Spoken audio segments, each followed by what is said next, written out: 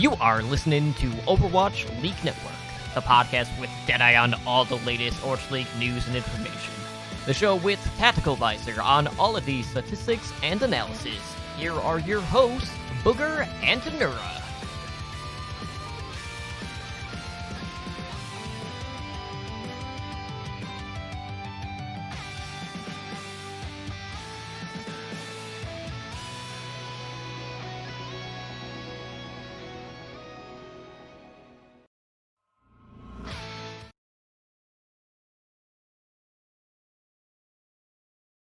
Hello and welcome to Overwatch League Network episode 129 with myself, Booger, and Anura coming to you live on Twitch today on June 8th.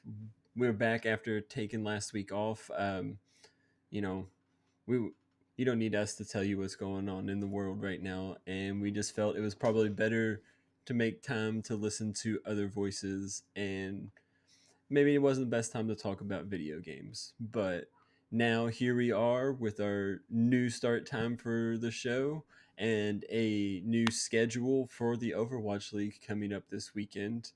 And we're going to go ahead and do our best to keep you up to date with all the Overwatch League news coming to you with the return after a couple weeks off after that May Mayhem tournament. And in this little bit of off time, we've had quite a bit of movement and news going on. But before we get into that, I'm gonna introduce Anura and be like, "Hey, dude, what's up? How you doing?" Hey, how's it going? Overall, this week has been crazy. I've been trying to help the community and my personal community at my hometown this whole week. So it's been interesting. So I'm just ready to start talking about Overwatch League again, to be honest. Same, yeah. We actually just earlier today got the schedule. I thought we were gonna have a show going on where we were just talking about a couple player pickups and stuff like that. But we got a schedule. We got some stuff to go over. Um, but speaking of player pickups, we had the Washington Justice pick up John New and Stitch for long term. They were two of those players that were on those mercenary contracts that we talked about last episode, and maybe it was the episode before, but they were on 14-day contracts. Now they're full term Washington Justice players. Don't know, at least for the rest of the season, they're supposed to be. I don't know if it's multi year or what, but we saw them come in on short notice with the Justice, and have to say they definitely looked more like the Justice than they looked like the former Titans. So I definitely think over time this is a part of the Washington Justice move to go full Korean, and yeah, we're gonna we're lucky to still have John New and Stitch still in the league. But do you think that as they spend more time with this Washington Justice roster, that we're going to see a bump in their power level, or are they just going to kind of fill in where they lost a bunch of talent with Corey, and what do you think about this? How much is this going to be a big power bump? I know they're trying to build off Janu. I know that's what they're trying to do. I don't know how well it's gonna work out for them. I think they have four other positions, maybe even five. I don't know. I'm not that high on Stitch, where they probably need to fill in and really replace or just get backups that can actually like contest with these players. Also, I don't know what they're doing with everything else around them, not just the team. Overall, I think Janu's definitely a good player to pick up. And it could be a really good player to build a team around. But I honestly, this is just gonna be a weird end of season for Justice. I don't see them getting that much better than a lot of these teams. Rebuilding this late into the season is really hard. You can ask Mayhem last year. It looks like for Mayhem, it's at least paying off. But I don't know. It's gonna be interesting from them. We have to wait and see. They need a few more signings for me to really think they're gonna be a top team. Yeah, I definitely Uh, think. Oh, what's up? now go. Yeah, I definitely think that Janu is a big pickup.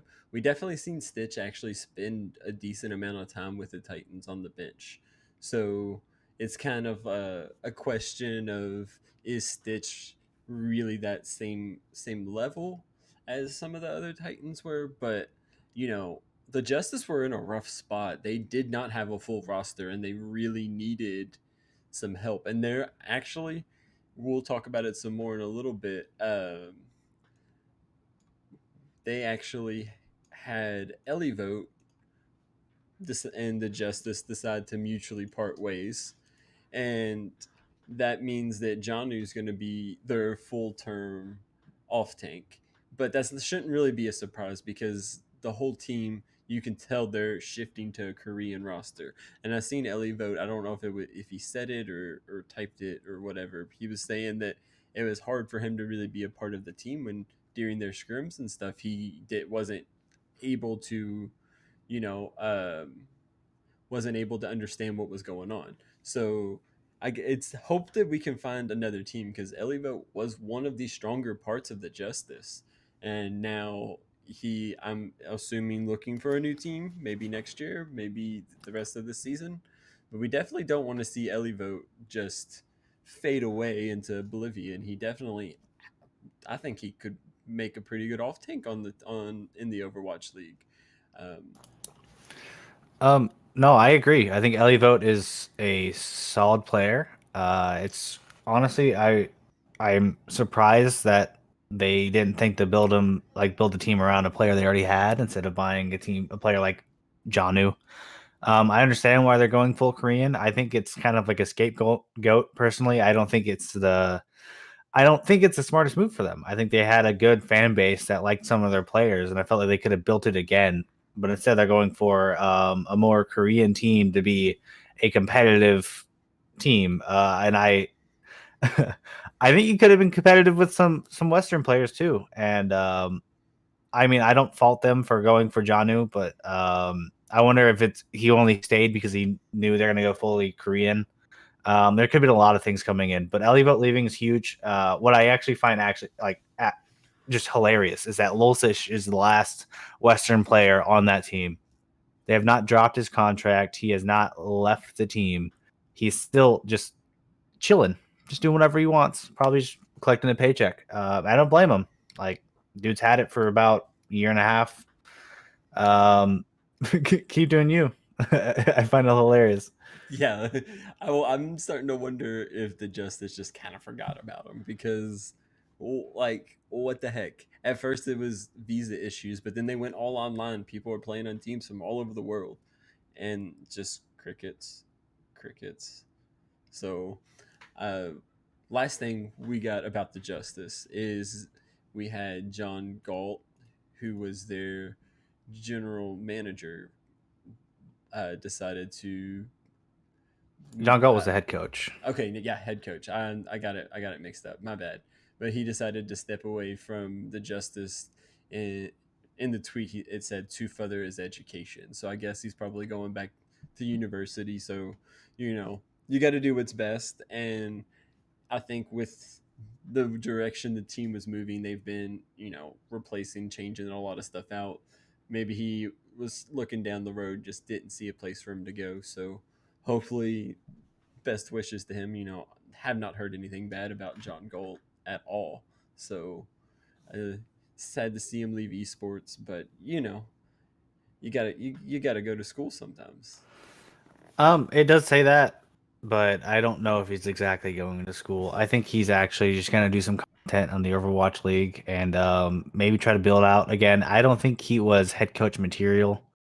I thought he might have been, but after what I've heard and like what he thought, I think he's better as like a strategic coach. So I'm really hoping that maybe he'll find another spot, but not on a full Korean team. I just don't see that as a possibility for him. And he was great on Gladiators. He made a lot of our strats, but I don't know.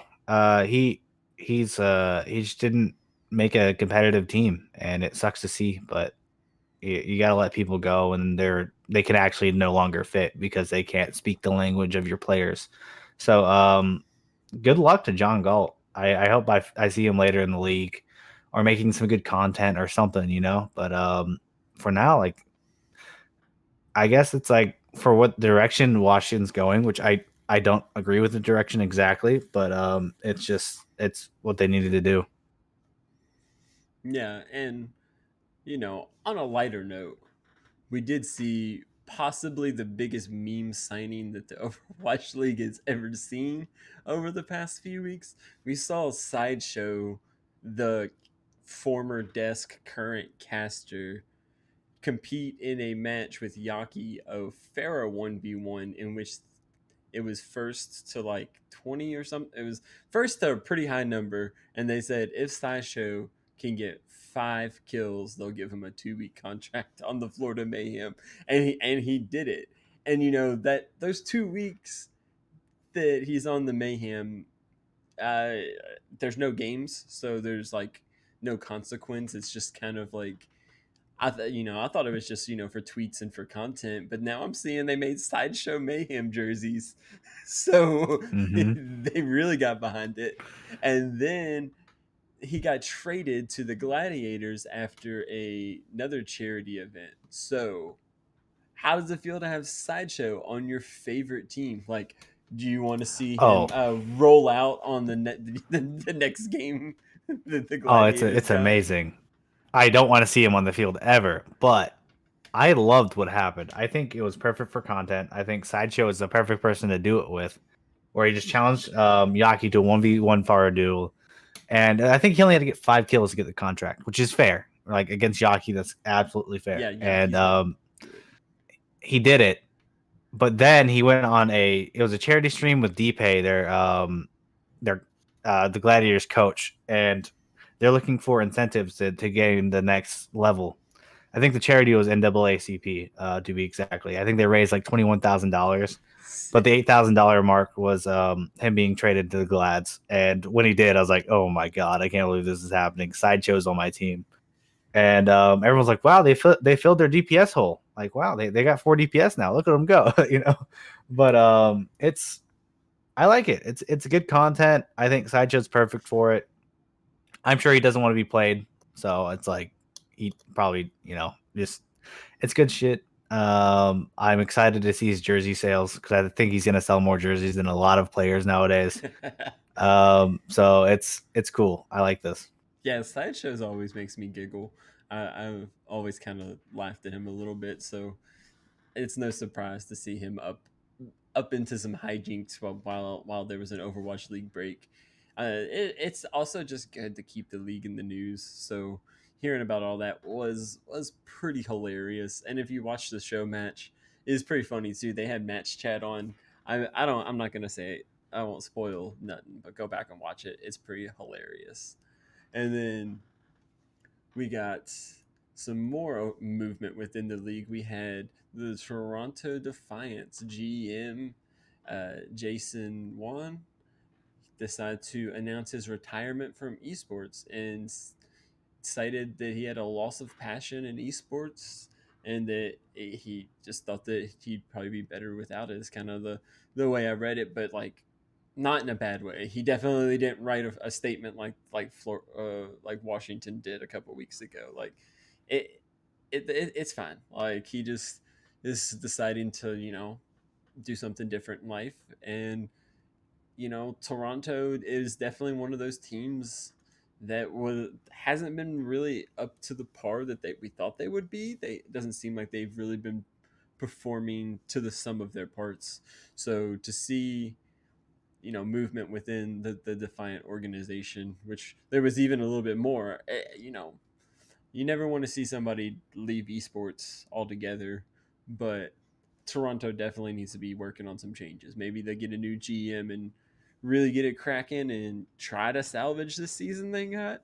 I get the feeling they're trying to salvage their season, not with this, not with Jason Wan retiring, but we also had Numlock signed to the Toronto Defiant, which we had speculated was as a coach, but he is actually signed to be a player, so he'll be a main tank on the Defiant. So with these moves from Toronto, do you think this is just the beginning and they're going to try to make a little bit more moves? Like we've been hearing rumblings that we thought Surefour wasn't going to be on the team much longer, but that has still not been confirmed.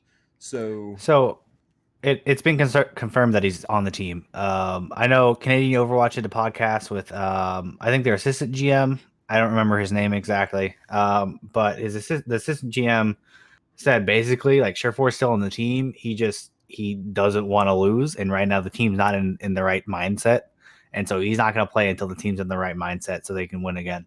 That's literally Surefour, and he's like that. Surefour is their base. It's literally what they're going for. Is like Surefour is the player we want to keep out of everyone else. Um, with the GM Jason Wan retiring, I think it's a solid move for him. I can understand why, after doing 3 full changes of going for a full Korean team with a lot of talent, and they're showing that in contenders right now. A lot of those players are really just popping off in contenders. To a mixed roster that just didn't work out, to now this kind of mixed roster. I think it's just Kareev and a whole bunch of others, but it's more Western, and it's supposed to be a good, just solid team based off players who's been in the league and a rookie main tank, and that's not working out either. It's just like I get it, like everything he's tried, he's just hasn't been able to make it work, and he doesn't understand why. And I can't blame him. Like their head coach just left. I think Baroy is their new one. And it's hard. It's a hard thing to do. It's a hard thing to get with. Like you make a new roster and it fails. You make a new roster and it fails. Like I don't blame him for leaving. And then we can get to Numlocked. I think Numlocked is a great pickup. I think he can work really well with Beast and really try to bring this team to the next level. Beast has looked decent. I'm not gonna say he was like the weakest link. I think there's just a lot of problems with the team overall. And maybe Numlock can help with that. I know Numlock was gonna be signed as a coach. The Canadian Overwatch podcast also talked about that with the assistant GM, and they thought he was gonna be signed as a coach, but apparently they signed him as a player. You can take that as it is. It's like maybe Beast just wasn't working. Maybe Numlock still wanted to play. Maybe they thought Numlock would be a good option. Maybe they're going to try to make Beast just like a Winston specialist and Numlocked a Ryan specialist. There's a lot of ways they can go with this, but overall, Numlocked is a great veteran talent that can really help this team go to the next level. And like honestly, maybe one change is all they need. So they're not looking that terrible. And maybe this is the turnaround. Maybe this is it for Toronto. We'll have to see. Yeah, and we do not have any news about Zeke. I believe that's how we pronounce it. That was on the mercenary contract for Defiant. We have not got any word that he's full time with Defiant. So that kind of does leave like a little bit of room for Surefour still to be on the team. And I think that you know if they were like thinking about bringing him in as a coach, but they have the roster slots, then having him as a player, he can still teach Beasts how to like play better as a player. Like maybe it's he's not going to call him coach, but playing with somebody like that will teach you how to be better. Like I don't know about you, but I know that's one way that I can learn how to get better at the game is literally getting into games that are over my head where people are better than me. That's how I learn. So when you're at the Overwatch League level, like where are you going to find that? Like that ain't really that easy to do. So this might be just like a really, and like you said, they could be specializing, like have Beast be the Winston and the Unlocked be the Reinhardt mains, and go about it based on what they think they're going to play. But overall, it could just be making the team stronger altogether. So now I think that's about all for the Defiant, but we do have a little bit of news out of the Dallas Fuel. We'll go ahead. We got two. We'll go ahead and group it together. We got Zachary, the DPS player, has retired from competitive Overwatch and is leaving the Fuel, and the paintbrush was traded from the LA Gladiators to the Fuel. So they lost a DPS, gained a support. Seems kind of weird, but Dallas has had a solid DPS lineup. Like Zachary, he was not playing over Decay. Decay is literally like becoming the face of the Fuel this season with the performances he's had. So I guess Zachary was just sitting in the shadows of Decay, and they decided to trade him out. And the support category is kind of where Dallas hasn't been the strongest. They've had closer Crimzo trading around, and uh, like they're trying to get a little depth. So, what do you think about Paintbrush? I know you were a Okay, fan of first him on the Gladiators. I love him. I love Paintbrush as a person. I absolutely love this kid. Speaking of depth, although it's not that deep, they do have 5 support players on this team. Yeah, that's Um, insane. it's actually insane that they have Unko, they have Crimzo, they have Closer, they have Harry Hook, and now they have Paintbrush. I don't think Harry Hook could have taken Closer's spot.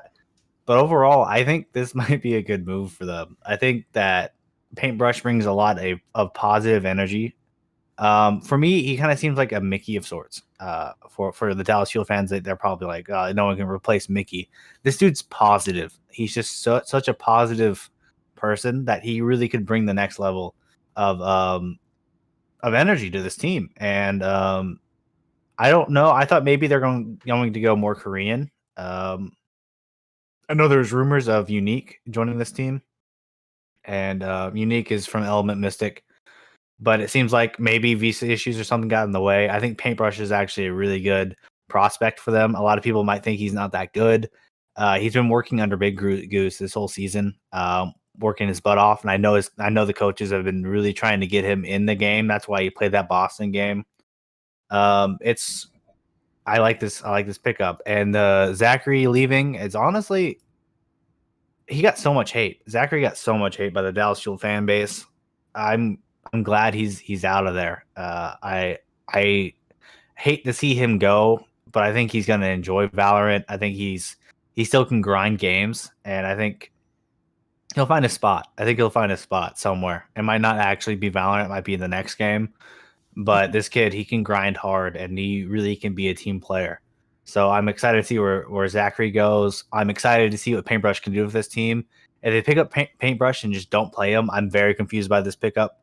But overall, for me, Closer just wasn't doing it for me. He hasn't for a while, and I'd rather them have a team player than someone who doesn't seem like a team player, but also his skill set isn't as good as the new better main supports out there. It's like I'd rather have someone who is better as a team player than just like slightly better mechanically at everything else, you know? Oh, for sure. Yeah, like I feel like Zachary really had that really pop off performance in the World Cup, and people kind of expected him to just keep that up, just on that level. But you can't pop off every single game. You just can't do it. And now, just like where the spots he's in, like when if you're a coach, when would you be like, hey, let's bench Decay and put Zachary in? Like you're not gonna think Well, that. And I you're guess you also not could. going to pinch. It would be Doha, but Doha's better at every position Yeah, I that was gonna Decay's say. and that Zachary's in. So it's like Yeah, there's no point. the And Decay Doha is just so strong. Like he has nowhere to fit. Like that, I don't know. you also have to bring up the fact that Decay doesn't want to play with a Western DPS. He wants to play with a Korean DPS. It's literally the reason why he left the Gladiators. Play with a Western DPS. So it's like I don't think he had a shot. I think that's the same reason why I don't think A Cam's coming back. I don't think Unko's coming back. Fuel and Fuel are just like absolutely just it's over. For a lot of these players. Right now, it feels like they have 6 players that are able to play, and the other ones are just waiting for their contracts to end up. And with this, maybe not Harry Hook. I don't know. I don't know what Harry Hook's doing. I think he's just chilling. But I mean, I think this is a great pickup. I really like Paintbrush. We have to wait to see how his mechanics are, but I think overall he's gonna be really positive for this team. And then might have saved the best for last in terms of pickups. We have Hawksaw from the Vancouver Titans has officially joined the New York Excelsior.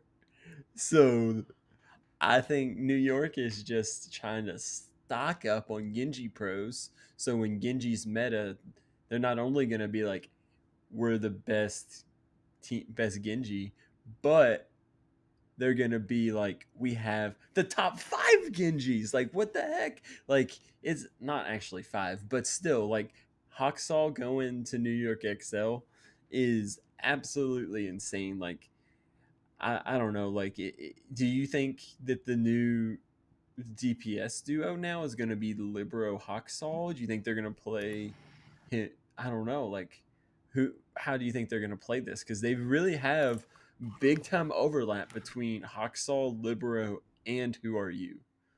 Like, Well, I can guarantee you who are you is not playing.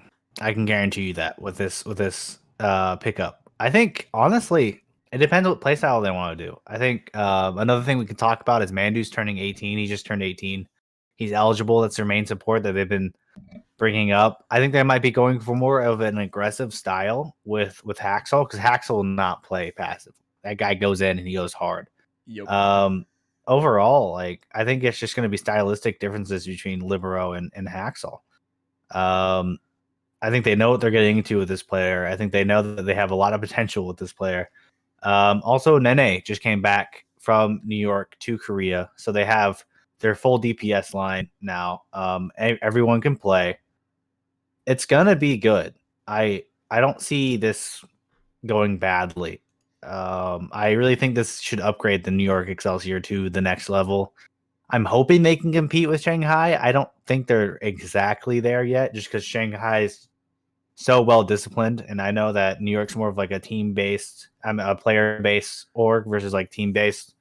So we'll have to see, but this is a good pickup. This is like it's like what Fusion did with Fury. It's like what I guess Washington did with Janu. Which are both off, but like you pick this player up because you can, and he's going to be the best player that you can get. Like you pick him up because you have the opportunity to, and that's what they did, and I think it's perfect. I think this is going to boost New York up as much as I think Libero's really good. I'm hoping Hawksall can bring a different side to this New York team. I mean, I'm just saying, imagine the fear that would be put into the other teams to think that Jonak is tossing a nano over to Hawksaw to blade on. Like, that's Mm-hmm. just terrifying. Like, Yeah. honestly, and New York has been that team since the inception of the league. We've never once have we thought that they're not one of the strongest teams. And right now, they've kind of been like, they're way better than most teams, but it's not up to that NYXL standard that we're expecting. Like, I fully expect this to just like produce some absolutely crazy games. Like, I don't think previously I would have said New York can play with just about any team, and now I'm just like, New York probably could beat any team in the league. It's just if they show up or not. And that's honestly been one of, like, that's been the joke is New York chokes when it's important. In playoffs, that's when they're not the strongest. So I don't know. Maybe this will be finally the year that people can predict New York to win it all, and they actually do it, since it's not been that crazy of a prediction. But yeah, and we'll get to see Mondu. That is a very good point too. Like, we have been seeing New York play with that Jonak Onimo lineup pretty much since the start of the league. So to see them, try to improve their support line. So if they've felt comfortable up to this point, 2.5 years of Onimo, and they're gonna, if they decide to put Mondu in, he's got to be bringing some heat. And we're talking about New York. I feel like we're kind of wrapping up on New York, but while we're talking about players turning 18, we can't forget about Sparkle. His birthday was in May over the little break. So when we come back, the Paris Eternal is going to have Sparkle on their roster. And that has been like the name since this season started. It's been like, oh yeah, Paris is pretty good. Wait till Sparkle's playing. Oh yeah, Paris is pretty good. Wait till Sparkle's playing. So now it's like we're gonna get to see it, and I hope that the community hasn't hyped him up too much, because we were all focusing on, oh my god, can't wait for Sparkle to play, and then XZ comes out at early season and was just insane. So XZ, is he going to be back with the team in time? That's still up in the air, but since the preseason, we've been promised this DPS duo of XZ and Sparkle just going insane. So maybe we're going to get to be seeing that. If not this weekend, maybe in the coming weeks, the possibility for that is there. So, yeah, you think Sparkle is gonna come up to the hype, or we built it up too much? Have we built too much hype for him? It depends. This is Sparkle we're talking about. This guy is actually really good, and I hope that like the heroes that he normally plays are not meta. The dude plays Doom, Genji really well. He has really good picks, but right now they're not meta. Personally, I know Genji just got like a buff on experimental. Maybe that'll bring him back, but hopefully he's been grinding some other heroes and we can see something else from him. I do think either way he is an improvement from Nico. Nico has had some pretty good games this season, but overall just kind of iffy. So let's hope that with this we'll see Paris at their true form. I know XCI or XE might not be back, but I'm hoping we'll see the duo of XE and Sparkle soon. I'm excited. I'm so excited to see him play. I've seen so much hype around him. I've been watching him because he's been in Korean contenders for a bit, most finals, and this dude. He's gonna be cracked. I really hope that it's not like a Sinatra moment where he just has an iffy first season. I hope he can really show his stripes and really show what this team can do, because I think it's going to be dirty. Paris is kind of on those iffy lines, or like Atlanta, where they're so close to being really really good, and you can't count them out already. And with this addition, they should be next level. This should be like the one spot. They added Fielder halfway through, and Fielder's look amazing. Like Yep. I'm really hoping this is it. I hope this is it for them. Because they have the coaches. It looks like they have the players now. They should be a top team. Yeah, I'm definitely excited to see how this goes, and I'm really just hopeful that XZ makes it back, because if his health is not in order, at least by like later in the season, and we don't get to see that duo really come together, and we have to wait till next season, that would be a shame. But what can we do about it? This season has been just completely insane. It's been so hard, but to be honest, it's they've done the best they can with a literal worldwide pandemic. So, but speaking of how this season's been so crazy, the Overwatch League put out an article earlier today, and it details actually a ton of changes for the rest of the season. Um, so we're gonna start out and just break it down piece by piece, and we'll start with hero pools. They have extended hero pools. They're now gonna last 2 weeks before rotating, and after each 2 week hero pool period, then the next 2 weeks will be played with no hero pool.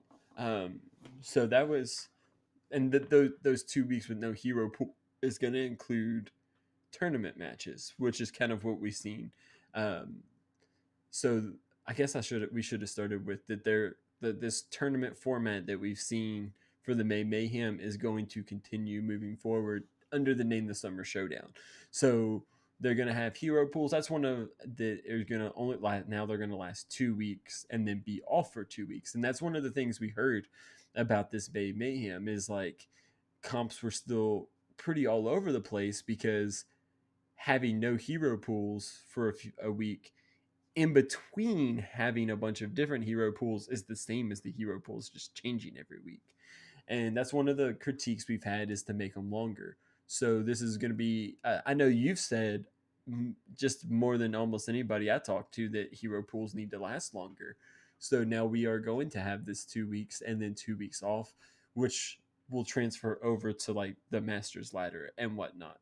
Um, So before we talk about who's Well, banned, go ahead. it won't transfer on to the Grandmasters and Masters ladder. They actually disbanded that for like there's no more hero pools in regular Overwatch, just Overwatch League.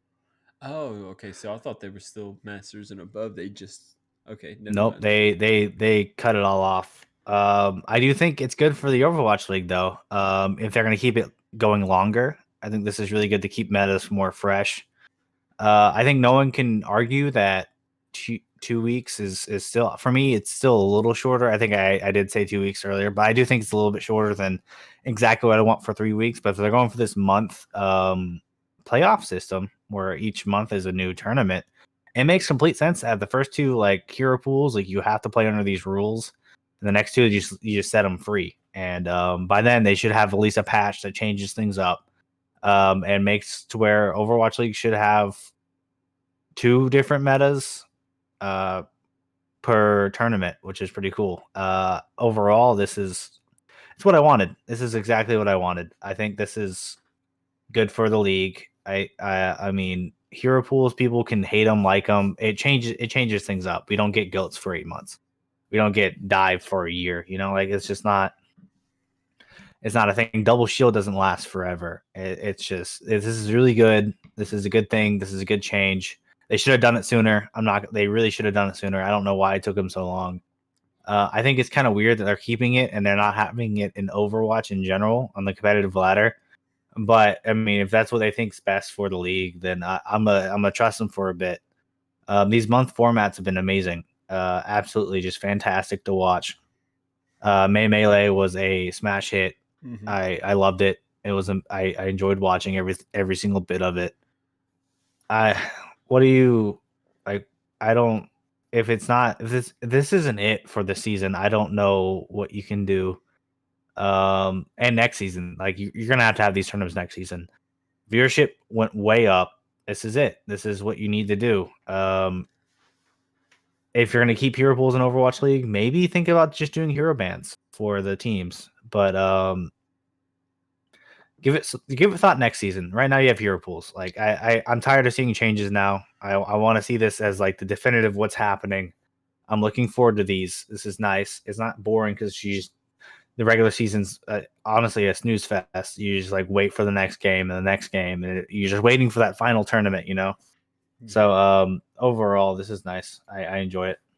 Yeah, I think we had a conversation just a couple months ago about how it would have been great to bring the stages back, and that 4 stages in the first seasons were just way cool the way that they had those, instead of just one mid-season tournament like was planned this year, they had the 4 stages, and I thought that really gave enough time to build like good narrative, like we got to see San Francisco shock and then Titans win stage playoffs and then, be competing all season like that. So like it builds so much narrative to have these little tournaments within the season.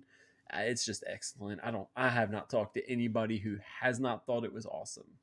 So yeah, we really look forward to seeing that. And these tournaments are going to be run, the Summer Showdowns are going to be run pretty much the exact same way the May Melee was, where there's going to be the winners will get actual wins added to their total for the final playoffs at the end of the season, and they're separated into the same divisions. And then the prize pools, yeah, we'll go over this. Each tournament win per team is $5,000 in addition to placement pricing. You get third and fourth places getting 10,000. You get second place getting 25,000, and the champions get 50,000. And that's in both divisions. That's not split between the U.S. and Asian Pacific. So that's actually, it sounds like a huge incentive to me to be winning. So now The wins are back, right? If you get the top four, you get the wins. You get like one win for top two, 4 and 3, and then it's like 2 wins for the second place and 3 for the first place. Is that still yeah, like a thing? yes, that's on this article. Yeah, this article, there's a lot of stuff to break down. We can toss it in the show notes because it really breaks down like exactly how they're gonna do the seeding. It's got all the tiebreaker rules put down, which might I come think into it's effect. mostly the same, except for the Vancouver Titans last game. Due to certain, like they just haven't had enough games with Vancouver Titans because they kept switching between regions. I know last tournament they had 4 games and all 4 counted towards their seedings in the melee. But now with the Summer Showdown, their 4th game does not count for them in the tournament brackets, but they still count them for the regular season. And they play against Atlanta Reign, and for that game, Atlanta Reign, it does count for them in for the Summer Showdown. If that makes any sense. So Atlanta Reign, that game against Vancouver Titans count for them for the tournament, but it doesn't for Vancouver because they want everyone to have 3 games, and so that's how they're doing it. Yeah, and then then you got to do something like that because there's an odd number of teams, so you have to have at least one of the teams has to be left off out, something like that. And then with some of the teams, how they've missed so many games early season, it only makes sense to try to start squeezing them in. And if they go to this tournament format, it's gonna make it kind of hard to squeeze in extra games into a tournament. It's just that's not if they were just scheduling out and planning games, it's easy to schedule and this team gets less off weeks the rest of the year. But with tournaments, it's a little different. But dude, let's go ahead and the hero pools. They went ahead, they announced the hero pool for the first 2 weeks of this Summer Showdown. Like that hero pool has been announced. There was no cool watch point with it, or if it was at the end. I don't think they did. They didn't do this one on watch point. No, this Yeah, was okay. they just announced it. For a second, I thought I might have missed it, but yeah, this was just announced. Our hero pools, the 2 damage heroes that are not going to be playable are Echo and Sombra out of rotation. Then we also have Diva as the tank that's out, and Brigitte, the support that is out. Echo, new hero, has been mega popular, and Sombra has been in and out of the league. And some teams, I believe I even read Nero say at the beginning of the melee that the only teams playing Tracer were the ones that didn't know how to play Sombra right because Sombra was better. So I know that's what Nero said was his opinion. So having these go out, this might have been a Sombra Echo played like really well, like pro level coordinated. That would be pretty scary to come up against. So seeing both of them out, these are all you wouldn't think about Brig as a dive hero, but these are all heroes that were getting played in the dive metas leading up to the May Mayhem. So I think this is going to lend us to a pretty heavy like Ryan Zarya comps and the double shield comps. I think that's what we're going to get a lot of this weekend based on these hero pools. What do you think, Neuros? Yeah. So it's sad to see Echo go, but I think Yep. it's time. It really is. Brigitte actually enables Tracer a lot with her armor packs. I think it's honestly a big blow to I think both dive and some Ryan comps. But overall, like this is a I don't like this. I wanted to see Sombra because I just think she's interesting. I like Echo. Diva's amazing. And Brigitte enables Tracer and Sombra. So it's like it's kind of like this year pool's kind of weird for me. I don't like it as much. I'm hoping it just doesn't turn into like double shield the whole time. Maybe they'll just do regular dive. Hopefully, like Lucio's played. I don't know. So far, like this is it needed to happen. I hope this brings a different meta. Maybe the Genji buffs come through, and so like hopefully after these 2 weeks for me, I at least get to see some really cool Genji plays and some cool stuff coming out of that. But overall, right now, I actually don't like these. I love watching Echo. I love watching Sombra. Diva's amazing. Brigitte enables a lot of things right now. As much as people don't like Diva, not Diva, a lot of people don't like Brigitte. I think she enables a lot for teams. This is not looking good for This is not looking good for Florida. I think Florida Yeah. might get hit hard by this. I know Chris is really good at Brigida, but this Lucio's not that strong. Echo, although I think Yaki's a really good tracer, Brigida helps tracer, and his other pick, Echo, it's also gone. I know he has some other like tricks up his sleeve, but this might really hurt them in the long run. I'm hoping to just see something new and fresh because honestly, this is a whole new hero pool set that we've never had before, and I'm super excited to see what comes out of it. But overall, I just hope it doesn't turn into double shield. Yeah, I have a feeling we're gonna see a large amount of Orisa Sigma May Reaper. That would not be surprising at all, looking at these hero pools. And I guess this kind of they still based it off the algorithm driven system that they have in quotes. Algorithm driven system has chosen that these were the heroes, and I guess it kind of speaks to Echo being really strong. Like right now in experimental, there is a small buff or small nerf. It's not a buff, it's a small nerf to Echo. And like even the dev team was looking and being like, hey, Echo is strong. And the nerf is She's that kind of broken. her focusing beam on experimental is reduced to 16 meters, where now it's 20. So they cut 20-ish, a little over 20% off of the range from her focusing beam. And that was one of the things to me, like, I don't have very good hit scan, just me. I play a lot more projectiles. So when I see the enemy team going Pharah, I'd pick an Echo because you can fly up into into at the Farah, and you can hit her from pretty far away with that beam. As you're starting to drop off and wiggling around, it's hard to land those rockets, but you can put that beam just right on her. And now I'm thinking some of those like high flanks hanging around the corner of, specifically, it comes to my mind Rialto coming around that right corner on attack and beaming down where the enemy tanks would be holding and just weakening it up. Some of those like high angles, you're not going to be able to reach the ground with her focus beam anymore. So that is if it goes through. I'm kind of on a hard tangent, a hard tangent right now about, but I don't know if Echo's going to be as viable. She's kind of had the same fate as Sigma, where heroes Uh, come out and got hit with the Nerf bat over and over. Like when she first come out, she was way too strong.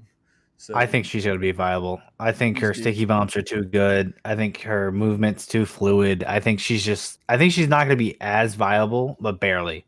yeah, I mean, the Overwatch League, they'll just learn how to get closer. Like 20 meters is insane. It's an insane range for something that does very true. 200 DPS per second. Like it's just gonna have to make people go closer, and I guarantee you, it's not enough. She's still broken. I think she's gonna get nerfed to the ground eventually, and then have to get risen back up. But overall, like she's still one of the best heroes to come out since the launch. She's as fluid as Tracer, Genji. She feels as good as Doomfist sometimes. Like, dude, she's one of the best DPS to come It's a out. very fun character. I love watching her. I'm not as good at playing her, but I just haven't put the hours in. So like I think although this is like a decent nerf, I think it's a welcome one. I think she needed it. I think everyone who played her, I Oh think they yeah, know she needed it. Like it's just I hope to see more aggressive balance changes like the one they've been doing on the experimental mode. Because without that, then Overwatch is going to die, and we're gonna get the same meta over and over again. So this is it's all right for me. Yeah. yeah. And now we've talked about the tournament, the hero pools. This weekend is the beginning of the qualifiers for this tournament we've been talking about. So let's get into this, and we're going to start going over. We do not have a ton of games this weekend. There are only 8 games this weekend, so it's a little downtick from some of those long days that we've seen where there was upwards of 12 games in a weekend. So we'll go ahead and start with the early morning games, the uh, Asian Pacific games. We're going to start off with the very first game this weekend, we've got the London Spitfire coming up against the Shanghai Dragons, who are still hot. Shanghai Dragons have looked hot, and London, pretty new to that Asian region, put up a little bit more of a fight than we expected in the May Mayhem. Even though that they didn't get a win, they just pushed them at 5 against a damn good team. So, what do you think here? We're gonna see Lip versus Glister.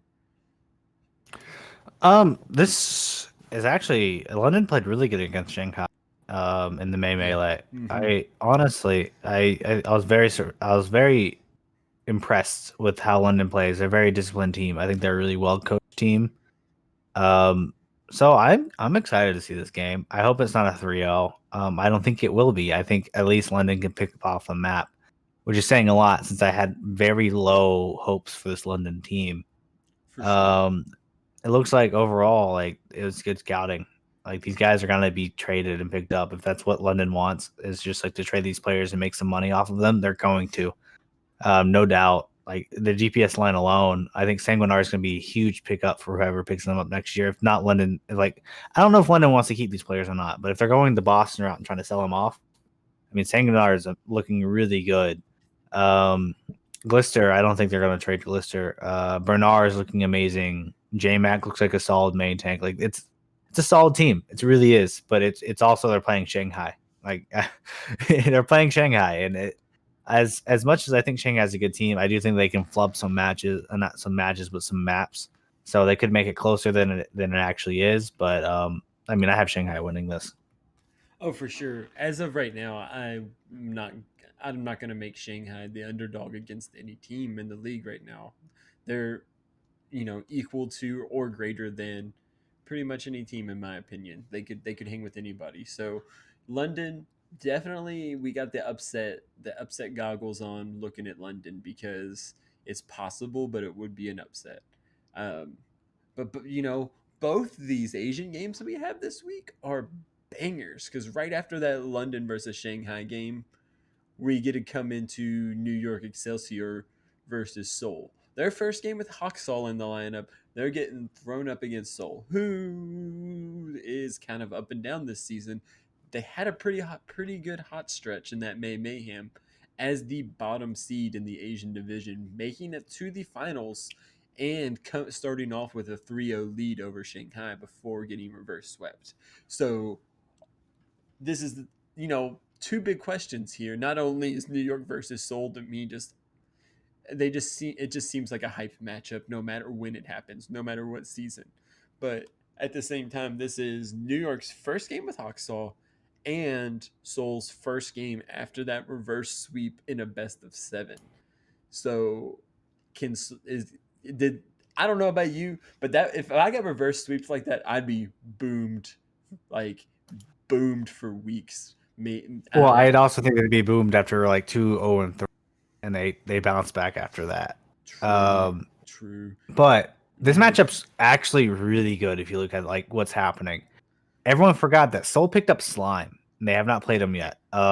Because I think they were able to play Double Shield in the last one, and so they kept Toby on the Baptiste, which I think was a great move. I mean, obviously they made it to the finals and almost won it all. But overall, like, listen, Mandu versus Slime sounds pretty good. Mandu, I know not a lot of people know who he is, but he's actually a really good prospect, and I think that NYXL saw that. As well as we can talk about, this is first time Hoxel. I'd love to say this is first time we've seen Hoxel in a Echo meta, but he just missed Echo because now he has 2 weeks off and he doesn't have to even worry about it. NYXL just upgraded some DPS. Soul upgraded support line. Like this should be good. NYXL did not look good in the May Melee at all. They did not look good at all. Like they look terrible. I'm really hoping they can bring it back and make this into a competitive, really good game. But who knows? Maybe Seoul found their mojo. Maybe Nixel just lost it. It's I don't know who's gonna win it. I'll put for me right now. I think Seoul's winning it because I do think there's a high chance of it being double shield. But Nixel could definitely just come out with a new style that you've never seen Nixel do before and just like wow us all because they've upgraded and finally got people coming in. Like who knows? This could be it's a game to look out for sure. You also got to think of the fact this is not a tournament game, so New York does not have their choke factor that is their signature for those, uh, the tournament games they've had. But I'm definitely hyped to watch that because it could really both those Asian games could go either way. Whether I'm able to be awake at those hours or not, I'm checking out those VODs before, as soon as I can. Then after that, we're going to get into the North American games, and we're going to start the week off having the Paris Eternal come up against the Boston Uprising. Boston's looked pretty weak this season, has been plagued by controversy, and then have a couple new signings and you know, look a little bit better than they did. Punk come in showing a pretty strong off tank. But Paris, we talked about it earlier. They're gonna have Sparkle. Paris has been good. Paris automatically is the favorite in this game. Um, Anura, what do you think? Or last time they played, it was a close game. It was a really, really close game. But I don't know. Maybe right now Boston's still feeling it, but it's a 2 week break. Like I don't know. I don't know exactly how they're feeling. They were on a high and they were playing really well and they had a really close game.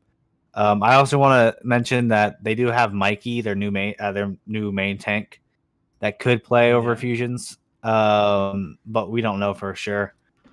But right now, like I don't see anyone beating Paris. I think Paris is gonna. No, I do see a lot of people beating Paris, but I'm saying like right now, I don't think I think Sparkle should be able to just dismantle these teams, especially with the hype he's had. Um, and I don't think Boston's the strongest opponent. I think you can really prepare for them and know what they're coming after, especially like lately. Uh, I if Sparkle doesn't win this game off his back, then I mean the hype isn't real. But which is fine. But like, it's one of those things where I'm excited to see him play. Oh I don't man. think Boston should lose this. I mean, should win this. If yeah, I don't know. Like this is, I'll watch it. I'll watch this game because I just want to see like if Boston shows up or if Paris plays Sparkle and Sparkle moves up. I do have Paris winning this easily. Yeah, I agree. Paris is going to win, but let's just take a second and think of these expectations we've got on this kid. He just now turned 18, and we're sitting here like, yeah, he could totally beat that Overwatch League team by himself. He should just carry, or Yeah, else, or else he's dude. not at our where we thought he was. Like, Yeah, I mean, you're that was the right hype. because it's Boston, but at the same time, like that's a lot of hype. That's a lot of hype, and a lot of times, you know, sometimes I feel like I try to like not play into too much hype, but at the same time with Sparkle, that's all we've heard since Paris has been making these changes. So let's see. They played. I'm hyped up. I'm absolutely hyped up. I'm ready to see him. This is the player I've been waiting to see forever. This is the guy that everyone's like, whichever team comes on, then they're gonna do amazing. Element Mystic put every resource into this kid on Doomfist, and he just popped off. I mean, like, I'm hyped. This is it. This is the one. This is Yeah, MVP halfway through the season. Let's go. I'll be really excited to see Paris play a team like Philly or the Shock or something. But with Boston, you can't really check the temperature of a player. Like you don't really know if they're hot if they put up a good performance against Boston. But But you can tell they're not hot if they don't. yeah, that is very true. There's not a lot to gain, but a lot to lose about with playing Boston. But before we could talk about what Paris is going to do all day and speculate. But one of those teams you mentioned while we were talking about hero bands, Florida, they have a game this weekend coming up against the Dallas Fuel, and this to me is a sleeper, really good game. Like Dallas has been, playing pretty damn good over the past few weeks. Mostly Decay. Dallas has been in Florida has been really good. They were in the finals. They beat the Philly Fusion in the May Mayhem. May Melee. So I keep Melee, saying it yeah, wrong. I know it's melee. an alliteration, and yeah. Either way, they Florida beat Philly. So, but this is a hero pool where Florida definitely is gonna. I agree with you. Florida's gonna struggle with this hero pool, and it's for 2 weeks. So this Florida versus Dallas game. Um, Looking forward at who they're going to come up against. You can't. Dallas is a pretty mid-level team. If you want to be at the top, you got to beat Dallas. We talked about how Florida belongs at the top, but with this hero pool, this might be a trap game for Florida. Like if they come out and what in the world? But at the same time, I just said this is going to be a trap game, but I'm also really excited to watch Yaki versus Decay if they get into tracer duels, because in my opinion, those are undeniably two of the top 5 tracers in the Overwatch League right now. So seeing that could be a real pleasure, and that honestly could decide this game. I actually, I think the DPS lines are going to go at it, and I think it's going to be amazing. I do think the support lines are really going to decide this game. Because Chris is not on Brig, and I do think that's a big problem. For this Florida team, I wanted them to pick someone up, and they haven't. And Dallas has picked up. I hope they know what they're getting into with Paintbrush. But I really think that this could be a defining time for Dallas, because they've looked better and better. So that's Florida, obviously. But Florida said this is their meta, and that's what they did. They showed that it was definitely their meta. They showed what they can do. Dallas has been on the up and up since. I don't even know. Like they've just looked better and better. If this is an easy 3-0 for Florida, that's dope. But I think Dallas could really come in and show them that they're not here to play anymore. They can actually they can make a competitive team in general. Decay is going to go huge. I do think the Yaki Decay Tracer duel or any duel would be dope. BQB's also looked really good lately. I don't. I mean, if Florida has to play May, I don't trust them. I've never trusted them when it's a May meta. So we'll have to see with that. But overall, like, this could be meta dependent. This could be like this is not Florida's meta, and Dallas is just gonna roll them with the K, or it. I don't know. Like it for me, I do have Florida winning this though. Yeah, definitely. I think after that performance they put up in the May Melee, you can't count Florida out right now. Like they looked really strong. So for now, definitely call Florida favorites. But then this next game, we got the favorite is a little more blurred, at least in my opinion. We got the Atlanta Reign coming up against the LA Gladiators. And to me, this seems like a pretty close to even game. Like whoever comes out of this with the win, that's a really credible win for a power rating. Like both these teams definitely have something to prove and are right there on the outside door of being like legit. And they just kind of need that performance like Florida had during the melee. Like they need to have that kind of performance to just like prove themselves legit. And I think that this is gonna be a really good game in my opinion. So, as the Gladiators expert on Neura, break this one down for me. All right, for both of these teams, they've been down and down. They should be a lot better than what they've been showing in game. For both Atlanta and LA Gladiators, this is one of those teams where this is one of those games you do not want to lose, because after that it shows that you're not as good as people think you are. I'm hoping for a easy win as a Gladiators fan. But I mean, you never know. You never know for this. This is both of these teams need this win. I have no idea who's going to win this. Atlanta can come back with Erster, which they haven't played for a while, and really just show why Erster's so good. But I mean, Gladiators need to show that they're a good team too, and I think Gladiators have it in them. I think they're just in a downward spiral. I think Atlanta also is on a downward spiral where they can't seem to get what they want exactly, and really just whoever shows up is going to win this game because I do think it's pretty even. Of course, I'm going to have the LA Gladiators on top. I think that overall, our coaches can get our players back before Atlanta does. I have faith in our players and teams. But this is completely biased. I'm not gonna lie. I just know more about the LA Gladiators than I do Atlanta coaching staff. I know that these players might have their ups and downs, but overall, I think that Gladiators is a more consistent team than Atlanta. Like Atlanta, when Atlanta looks bad, I think they look really bad. I think Gladiators at least look pretty decent when they look bad. So I do have Gladiators over Atlanta for this. Yeah, when you see Atlanta come into play, you just don't really know who they're gonna play. Like their lineups and who they start, who's been on the bench. I've struggled finding a pattern to it. So with the Gladiators, you pretty much know what you're gonna get. You're gonna get Shaz and Big Goose. You're gonna get and then you're gonna get Birdring mixed with like you yeah, like Gladiators. You know who you're getting. I'm blanking on a lot of the names right now because we've been out of Well, games you for a know few that it's weeks. OG space unless they have the Rhine, which LH could actually play. And then there's Birdring, and it's either Mirror or Jaru, honestly. I can Mm. see both of them playing. I think Mirror is an Echo player, but both of those are gone.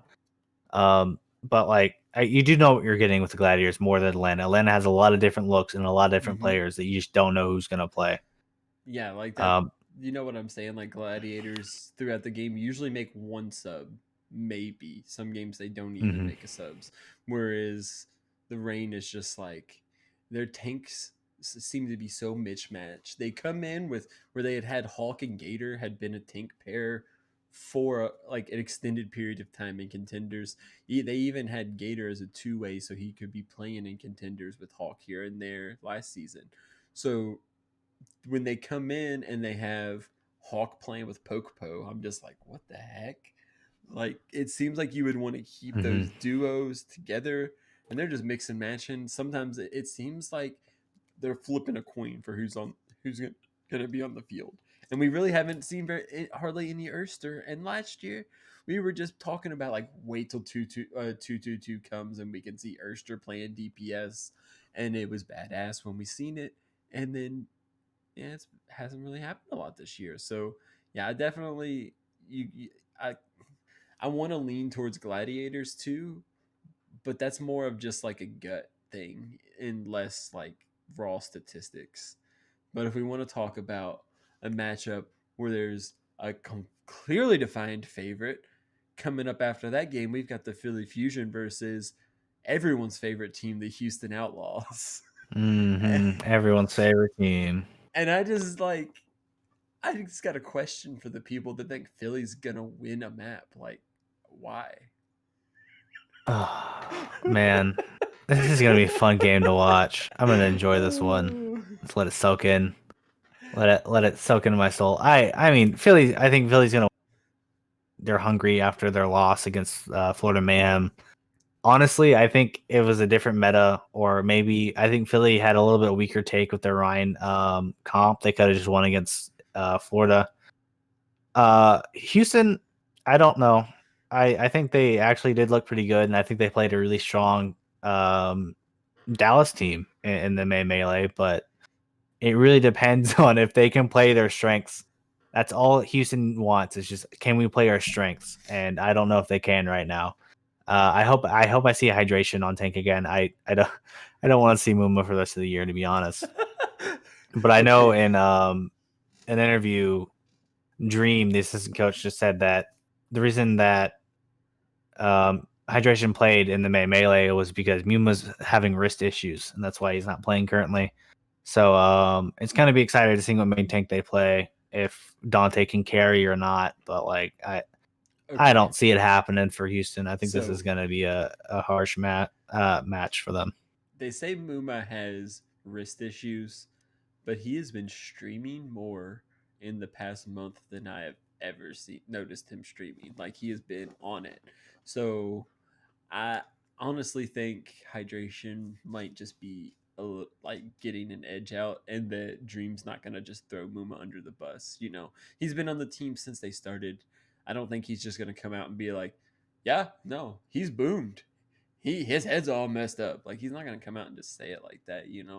So I don't know. Maybe he actually was having wrist issues, and that he's been streaming because he's not going to practices, and that whatever. It kind of makes sense, but here's where I'm going to break down this Philly versus Houston game. This is how it's going to go. Okay. Sato has been studying Muma. So he's going to get in there, see hydration on main tank, be like, oh shit, and not know what's going to happen. And right there, when he's about to figure it out, links are dink, Carpe down. So that's how I think Houston's going to win. But I know I really, really, really would love to see another Widowmaker meta come about, and not just because I'm a big fan of Linkser, like, and that's what I think he would be best at. Like, that's actually a really fun meta to watch. Like at the beginning of this season, I kept talking about like Tracer play is the most fun stuff to watch in Overwatch League, and we've had that for a few weeks, and I really enjoy it, and do not want Tracer play to be out of meta, but maybe it's time to will some Widowmaker into the pro scene, because watching some of that would be really fun, just because it has so much carry potential. Like any hero that can just one shot like Widow, it just can lead to some dumb hype moments. Um, but just to be clear, I definitely think that Philly it should be the betting favorite against Houston. I'm just a big Houston fan. As any regular listener knows, You, I'm a you gotta huge have Outlaws faith. fan. And I definitely think that the Outlaws have a solid chance to win, but I will acknowledge if Houston wins, it's an upset. Uh, you know, We'll I, say a semi-solid. Like it's kind of liquid, but like it's there. You might be able to hold something on there. I think it's Like possible for like sure. Jello, it could just fall straight through. But like technically, it's a solid. I don't know, man. Like, I definitely think Philly is one of those teams that could get boomed in this season and have trouble coming back.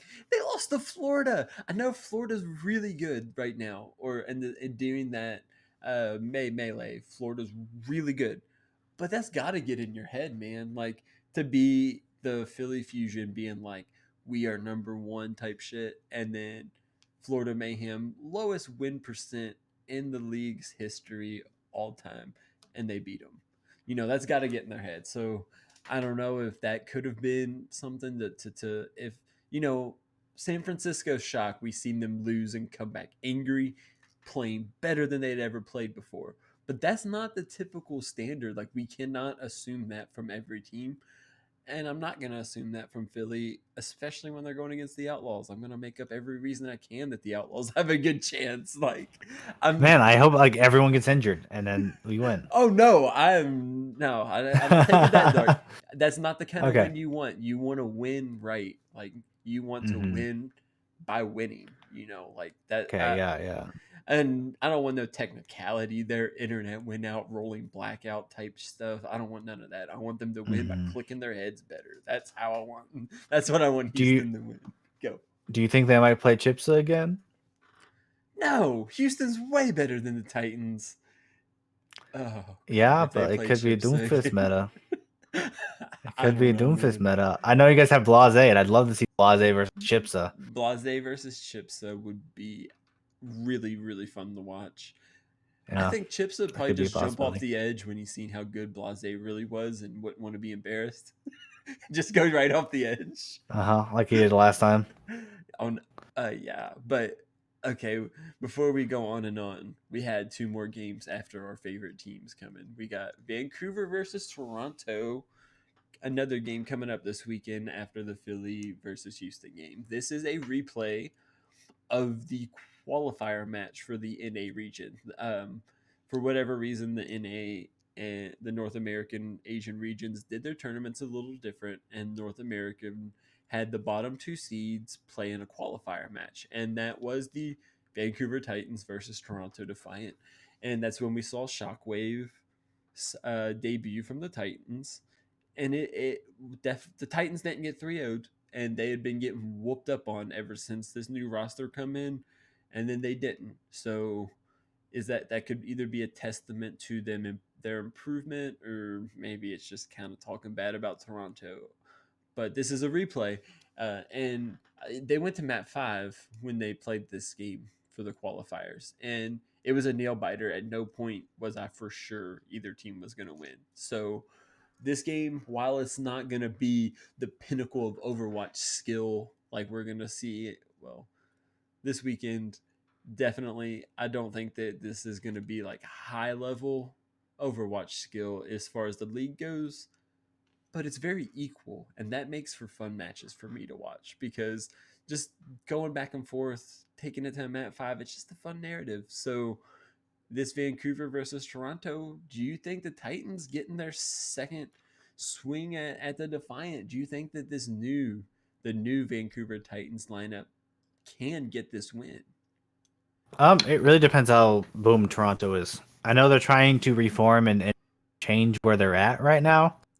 I'd love to see if they actually pick up Zeke, or Sureforce back, or if Numlock's playing, that they're a better team. But I don't know. I think Shockwave was a good addition to Vancouver. I think he showed a lot of skill. I think Vancouver's actually a few players away from looking like a pretty solid team. And Toronto right now they look boomed. Honestly, they just look absolutely boomed. They barely beat this team last time. I don't know if they're going to beat them this time. This is actually really close. For me, this might be a fight for the 20th spot. Well, maybe 19th. I don't know. Okay. Washington Justice is interesting. I know they just added Johnny and Stitch, but they just do not look clean at all. But it's definitely like whoever wins this is just like, hey, I'm better than this other team. And that's all they have to say. This is literally like, we're not the worst. This is exactly what this game is. And that kind of sucks for both of these teams. It's Yeah, go ahead. I think it's also a note that Vancouver was able to push that to 5th maps on the back of Shockwave playing incredible Echo. No Echo this week. So I haven't seen Shockwave play other heroes, but I know his Echo was nasty. So if that was his absolute best hero, then that might not be Well, so yeah. good. But if it frees him up to his better something better he's good at too, you never know. Yeah, the problem with Vancouver, they do have 3 hit scan players. And that's the main problem right now. Shockwave is definitely a hit scan player. Dalton and Suna are both hit scan players. So it's going to be interesting to see what's going to happen, but I don't know. This match is definitely just going to be fun to watch because of what's happening. Yeah, I mean, I'm personally, I'm going to take the upset. I'm going to say Vancouver wins this. I don't have faith in Toronto. They need something to change. I hope they're doing it. I'm just going to go ahead and say Vancouver's going to win it because I kind of just want to see it. I think Vancouver looked a lot better last time, and that they might just have the positivity of like, we're a new team. Look at us go, and just do it. Who knows? And then, that brings us up to the very last game of the weekend with the LA Valiant playing against the Washington Justice. Do you think that couple extra weeks that Janu and Stitch have been practicing with the Justice is going to be enough for them to compete with the Valiant? Valiant, by no means are they the best team or anything like that, but they're a good team, and I think they're better than the Justice. What upgrades have the Washington Justice done? Other than Janu? Like, actually, yeah. I mean, if you want to say that, Elliot was our best player. So, yeah, I mean, I think Janu's better than Ellie Vote, but at the same time, I think Corey might have been a little better than Stitch, if not equal to. No, whoa, a little better. This dude was Oh, insane. So yeah, I don't see this as an upgrade. I don't see Washington getting better from these pickups. I think Ellie Vote did more than fine. He carried the team to at least a map win or two. I don't see this because of communication. I don't see this as a problem. I think they need upgrades in every other spot, and Valiant's just gonna wipe them, like easily wipe them. if Washington Justice is that improved based off these two players, I'm going to. I don't know. I'll shave my head. I don't care. It's not gonna happen. Whoa, Like whoa, whoa, whoa, I whoa. don't see this happening at all. I don't see enough upgrades for the Washington Justice yet as a team. This is I don't see it happening. It's not going to happen. Washington needs more pickups. This is just true. So Yeah, yeah. no, you're right. You're right. But I do think that there is something to be said that the team, when we seen Justice play, they had not had Stitch and Johnny on their team that long. So to be able to see them more integrated into the team gives me a little bit of hope that they're going to be better than what they were with their first showing. But Valiant's, while they're not a top tier team, they're pretty solid. They're one of those middle of the pack teams, in my opinion.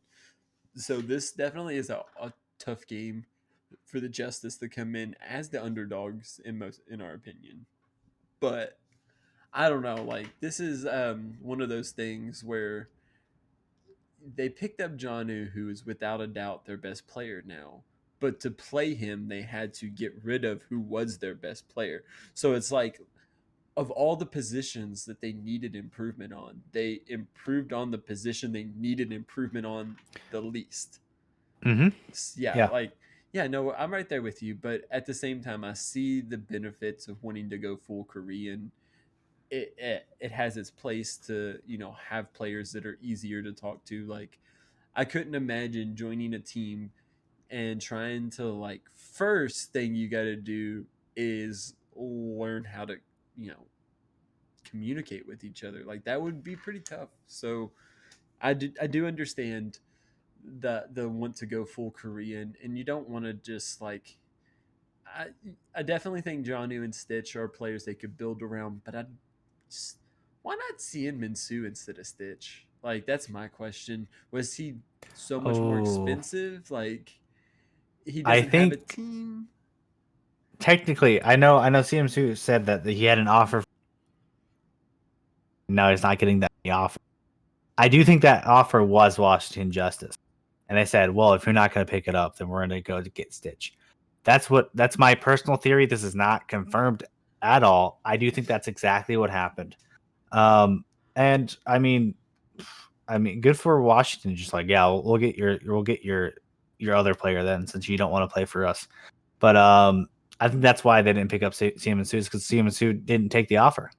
Personally, Yeah, I'm just wondering. That's like, isn't he pretty much one of the last of the Titans where we're just like, where's he going? I know there's Jae Hong, it's but I think Jae Hong Jae Hong said and, he's and taking Fisher. the Jae Hong's taking the rest of this year off. I believe he said, but that was like from a translation site from one of his streams, so it could be off. But I think Jae Hong was taking time off, and Fisher, you never really know. He might be off for a few months and then pop up on a team, and then I don't really know, but definitely seeing Minsu is the player that I've been just be keeping my eyes on Twitter. Like, when you announcing your team, bro, like any minute now, you need to be announcing your team, especially before this summer showdown. During this little 2 week, it's been 2 weeks, right, with no Overwatch League games. During this little period of Yeah. time, Hmm. it gives you time to negotiate a team to be on. But I think we've been going on for quite a while tonight. It's just about brings us time to wrap up the show.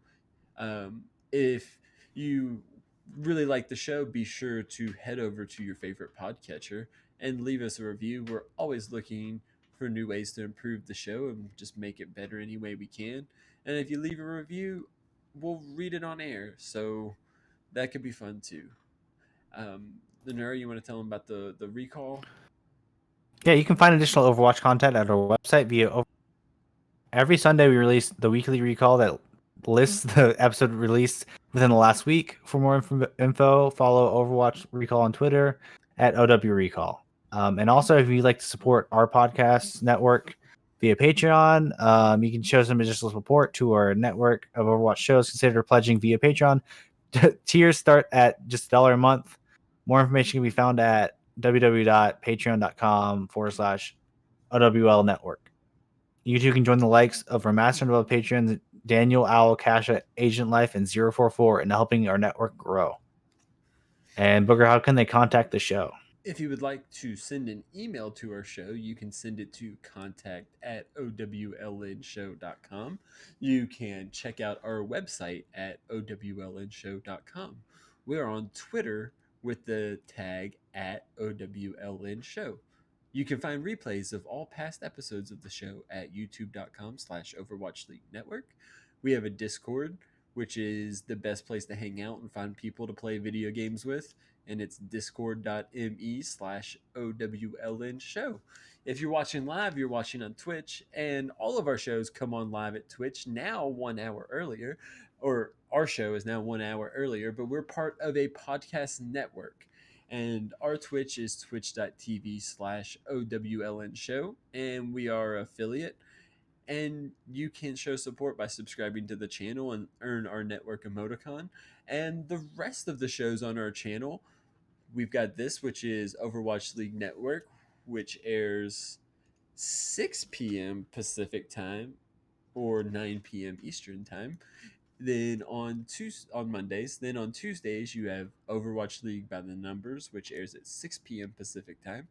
You have Heroes Never Die, which is a variety Overwatch show, which airs at 5 p.m. Pacific time on Wednesdays. And then Totem, our uh, founder of the network, has a Hearthstone Battlegrounds show that airs Thursdays at 5 p.m. Pacific, and it's over at twitch.tv/Tavern Tales. And if you want to contact either of us directly, you can find my Twitter at Boogerbrains with 2 Z's, BOOGERBRAINZZ. And you want to give them your Twitter, Anura? Yeah, you can always contact me on Twitter, ANURAOW and NeuroOW. Yeah. And that's the show for the week. Special thank you to Johnsonville for following the channel 8 minutes ago. And we hope you all have a great week.